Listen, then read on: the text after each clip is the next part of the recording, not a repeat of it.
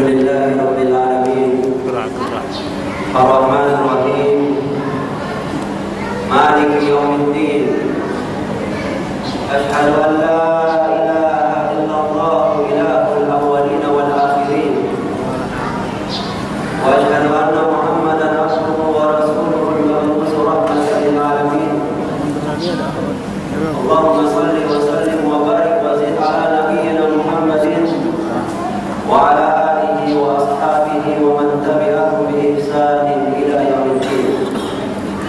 Amma ba'd. Alhamdulillah, kita bersyukur kepada Allah Subhanahu wa taala yang kembali mempertemukan kita dengan musim ta'ah, dengan musim amal saleh, dengan musim ketaatan, dengan bulan ibadah, bulan siam, bulan qiyam, bulan Quran. Adalah Rasulullah sallallahu alaihi wasallam sebagaimana di dalam hadis yang diriwayatkan oleh Imam Ahmad melalui sahabat Abu Hurairah. Rasulullah sallallahu alaihi wasallam ketika tiba bulan Ramadan menggembirakan para sahabatnya dengan sabda beliau, "Qad ja'akum Ramadan syahrun mubarakun iftaradallahu azza wa jalla 'alaikum siyamahu tuftahu fihi abwabul jannah wa tughlaqu fihi abwabul jahim wa tughallu fihi maradatu syayatin fihi lailatun khairun min alfi syahr man hurima khairaha faqad hurim."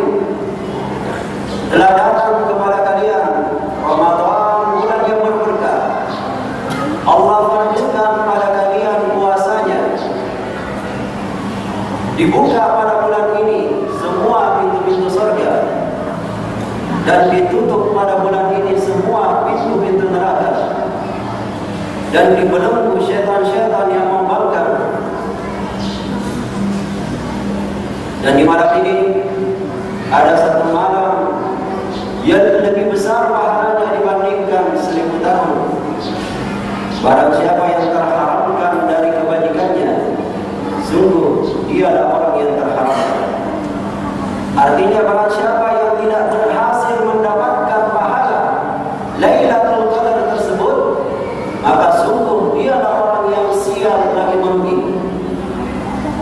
Di dalam hadis yang diriwayatkan oleh Imam At-Tirmizi dan Ibnu Majah, juga melalui sahabat Abu Hurairah yang dekat dengan lafaz riwayat yang pertama, Rasulullah sallallahu alaihi wasallam bersabda, "Idza kana awwalu lailatin min syahr Ramadan, sufidatish syayatin wa maradatul jinn, wa ghulqat abwabun nar falam yuftah minha bab, wa futihat abwabul jannah falam yughlaq minha bab, wa yunadi al-munadi ya baqi al-khairi aqbil wa ya baqi asy-syarri absir wa lillahi mutaqahu minan nar wa zalika kulla laila."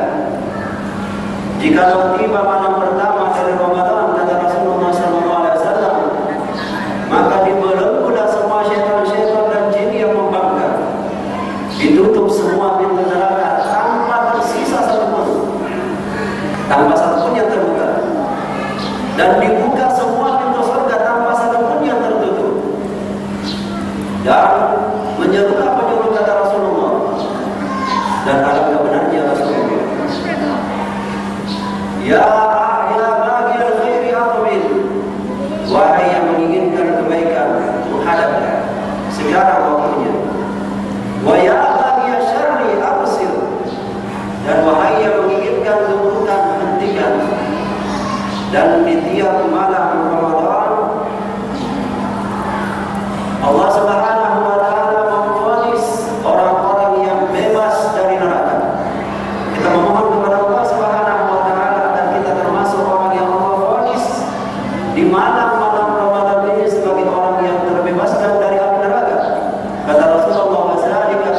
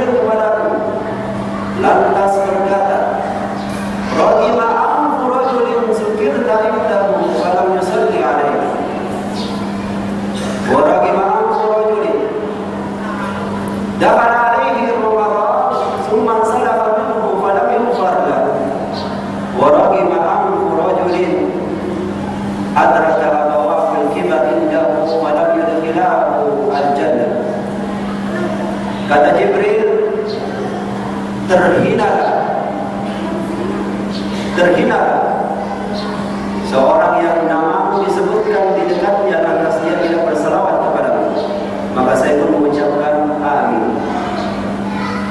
Lantas Jibril mengatakan, terhinalah orang yang mendapatkan bulan Ramadan lantas bulan Ramadan itu berlalu dalam keadaan dosanya belum diampuni. Saya pun mengatakan amin. Maka para ikhwah sekalian rahimani wa rahimakumullah, kesempatan ini jangan sampai kita sia-sia. Jangan kita sampai termasuk di dalam doa malaikat yang termulia dan manusia yang termulia.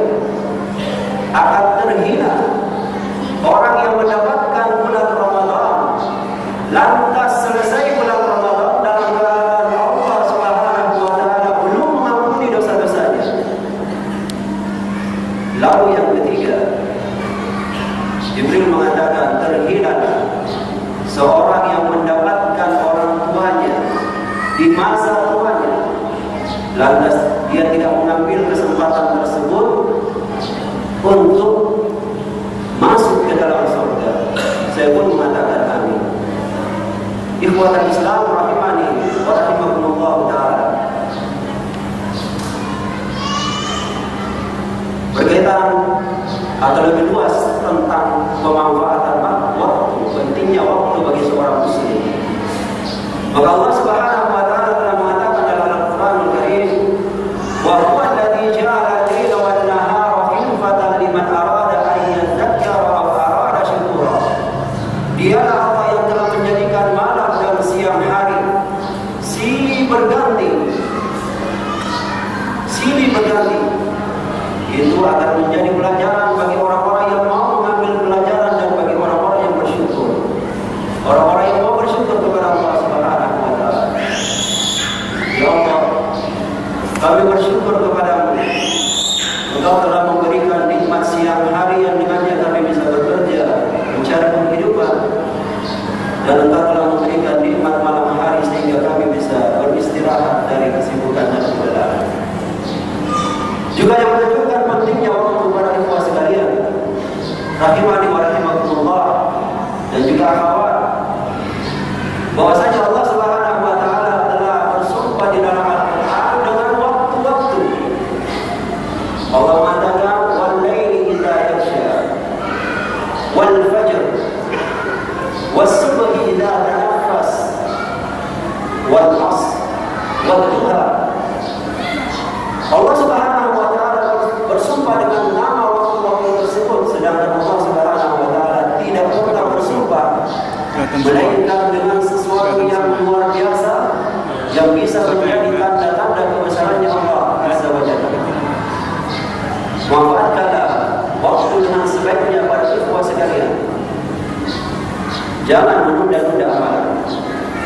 Bukankah generasi kita sama saja dengan generasi-generasi yang lalu? Ada di antara mereka yang berposisi sebagai bos perusahaan, ada sebagai insinyur, ada sebagai petani, ada sebagai seorang guru, dan semua mempunyai impian-impian cita-cita keduniaan maupun keakhiratan. Dan semua mereka pun telah berlari. Mereka sudah berpindah dari bangunan yang indah kepada pemukiman orang-orang mati. Betapa banyak orang-orang yang masih panjang impiannya, menunda-nunda amalan soleh, dan dia adalah tersadar ketika dia telah berada di pemukiman orang-orang mati.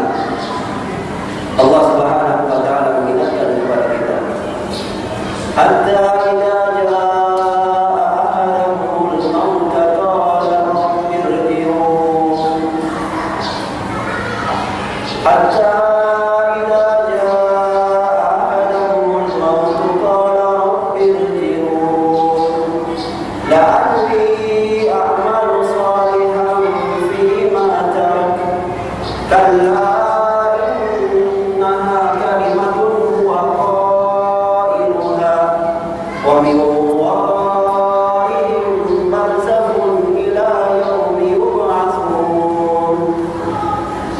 sampai ketika telah datang kematian kepada seseorang mereka, dia pun mengatakan, wahai Rabbku, supaya saya bisa melakukan amal soleh yang dahulu aku tinggalkan. Tapi kata Allah, tidak demikian. Itu sekedar kalimat yang diucapkannya. Setelah itu, dia harus tinggal di alam barzakh sampai dengan hari kebangkitan. Dan Allah juga Subhanahu wa taala berfirman, "Wa anfiqu mimma razaqnakum min qabli an ya'tiya ahadakumul maut wa yaqula rabbi lawla akhartani ila ajalin qarib wa asaddaqtu wa akun minas shalihin wa la yu'akhiru Allahu nafsan idza jaa ajaluha wallahu khabirun bima ta'malun." Dan infakkanlah sebagian harta yang kami rezekikan kepada kalian sebelum datang kematian kepada seseorang kalian. Lantas dia pun mengatakan, "Ya Allah, untukkan ajal saya, berikan aku waktu barang sebentar saja. Saya mau bersedekah dan saya mau menjadi orang soleh." Tapi kata Allah, "Wa la yu'akhiru Allahu nafsan idza jaa ajaluha." Allah tidak akan mengakhirkan satu jiwa ketika sudah datang ajalnya. Allah Subhanahu wa taala Maha mengetahui apa yang kalian lakukan. Jangan menunda-nunda amalan. Di dalam hadis yang diriwayatkan melalui sahabat Abu Barzah Al-Aslami radhiyallahu anhu, Rasulullah sallallahu alaihi wasallam mengatakan, "La yazulu qadama 'abdin yawm al-qiyamati hatta yus'ala 'an ummihi fima afnaha wa 'an ilmihi fima fa'ala wa 'an malihi min ayna iktasabahu wa fima anfaqahu wa 'an jismihi fima ablaha." Tidak akan bergeser dua kaki setiap hamba pada hari kiamat. Tidak akan bergeser apakah menuju surga atau menuju neraka, sampai masing-masing mendapatkan 4 pertanyaan mengenai umurnya, pada urusan apa dia habiskan, mengenai ilmunya apa yang dia amalkan, mengenai hartanya dari mana dia dapatkan dan kemana dia belanjakan, dan mengenai tubuhnya selama hidupnya dia gunakan untuk apa. Manfaatkan betul-betul waktu. Sesungguhnya Allah Subhanahu wa taala akan mempertanyakan kita, dan sesuatu yang pasti tiba tidak ada dikatakan jauh.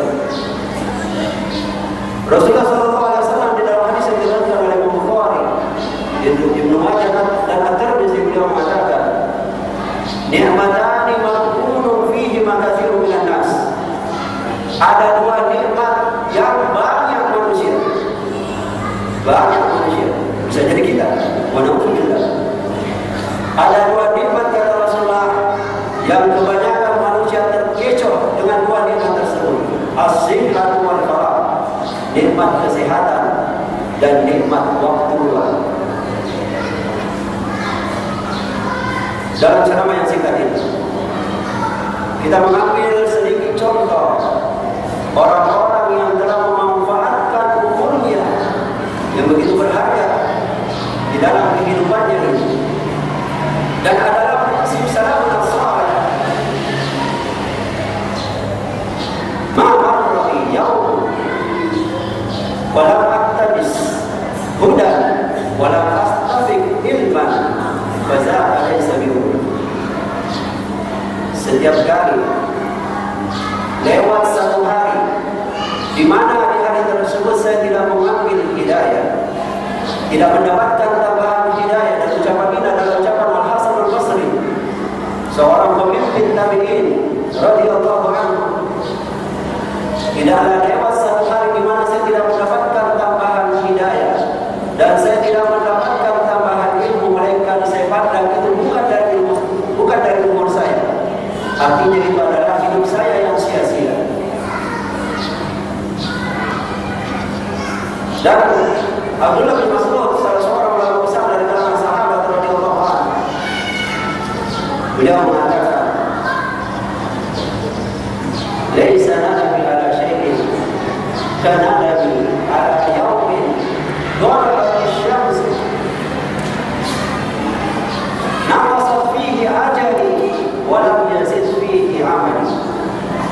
Saya tidak pernah menyesal seperti penyesalanku akan lewatnya satu hari di mana matahari terbenam di sana. Lantas ajalku semakin berkurang, sementara amalku tidak bertambah.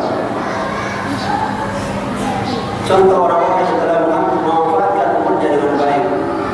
Yang pertama tentunya adalah Rasulullah Sallallahu Alaihi Wasallam.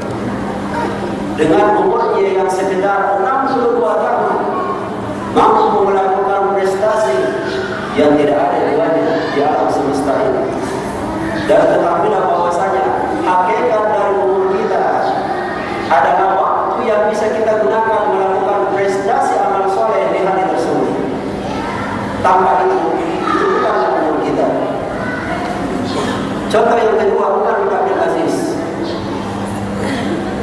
Beliau menjadi khalifah di saat keadaan begitu jelek, di saat keadaan begitu buruk.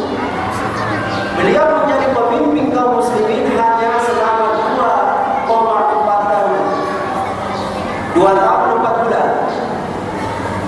Tetapi apa yang beliau capai? Di antaranya, beliau mengumumkan kepada seluruh rakyatnya, semua yang memiliki hutang datang ke sini, berada dalam tanggungan Baitul Mal kaum muslimin. Maka semua rakyat yang mempunyai hutang datang ke kas negara, maka negara membayarkan semua hutang-hutang tersebut dalam keadaan masih tersisa banyak. Maka beliau kembali mengadakan pengumuman. Mungkin kita menunggu ya. Andaikan APBN atau APBD kita memberikan satu jatah, pemerintah kita mengumumkan semua rakyat yang berhutang datang ke sini, insya Allah semuanya akan sukses. Umar bin Abdul Aziz dalam keadaan sangat buruk, hanya memiliki 2 tahun 4 bulan, beliau telah merubah keadaan dengan sisi Allah Subhanahu wa Ta'ala. Makanya para ulama menjuluki beliau sebagai termasuk khulafa Rasyidin yang kelima. Masih banyak tersisa harta negara, maka beliau kembali mengumumkan semua para pemuda dan pemudi yang ingin nikah lantas tidak mempunyai biaya datang dan ditanggung oleh kas negara, maka berbondong-bondong orang datang dan dinikahkan dengan kas negara, ditanggung semua. Habis uang negara, masih tersisa banyak. Akhirnya beliau kembali mengumumkan, siapa yang belum berhaji dan hendak berhaji, maka datang dan ditanggung oleh kas negara. Semuanya datang, yang mau datang, dan biayanya ditanggung oleh negara. Subhanallah, kalau di Indonesia mengumumkan seperti itu, insya Allah kita semua senang. Bagaimana jemaah? Umar bin Abdul Aziz 2 tahun 4 bulan, keadaan sangat indah, sampai-sampai sebagian ulama membahasakan keadaannya seperti dengan keadaan di masa para sahabat radhiyallahu anhum. Orang yang ketiga yang kita ambil sebagai contoh orang yang bisa memanfaatkan umurnya dengan baik adalah Abu Bakar As-Siddiq radhiyallahu anhu. Ini tidak berarti saya mendahulukan Umar bin Abdul Aziz dibanding Abu Bakar. Ini hanya sesuai dengan yang teringat pada ingatan saya saat ini, sesuai dengan urutan yang saya ingat. Abu Bakar As-Siddiq radhiyallahu anhu cukuplah menunjukkan kepada kita betapa pandainya beliau memanfaatkan waktu dengan semaksimal mungkin. Ketika Rasulullah Sallallahu Alaihi Wasallam mengatakan yang akan terjadi di antara yang akan terjadi pada hari kiamat nanti adalah "Faman kana min ahli shalah du'iya min babi shalah." Siapa yang rajin salat, maka akan dipanggil dari pintu salat. Jadi di surga ada pintu-pintu masing-masing mempunyai nama. Wa man kana min ahli jihad du'iya min babi jihad. Siapa yang kuat berjihad, maka akan dipanggil melalui pintu jihad.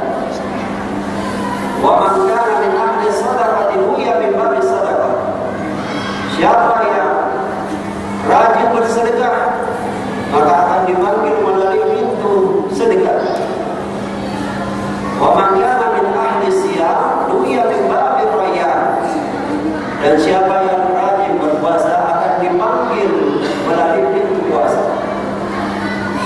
Maka Abu Bakar As-Siddiq radhiyallahu anhu bertanya kepada Rasulullah, "Ya Rasulullah, fahal min ahadin yud'a min tilkal abwab kulliha?"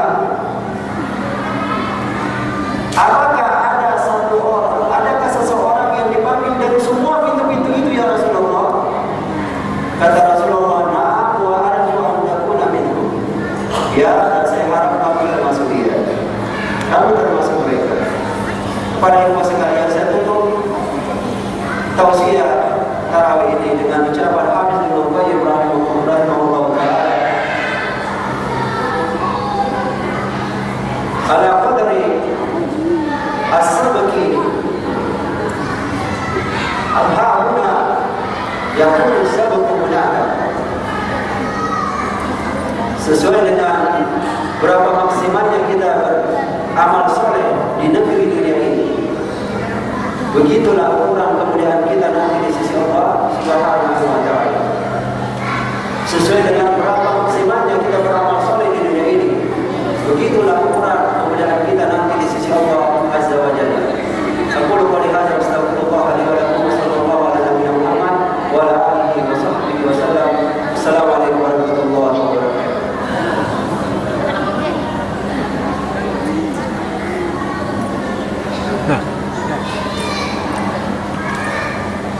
Subhanallah.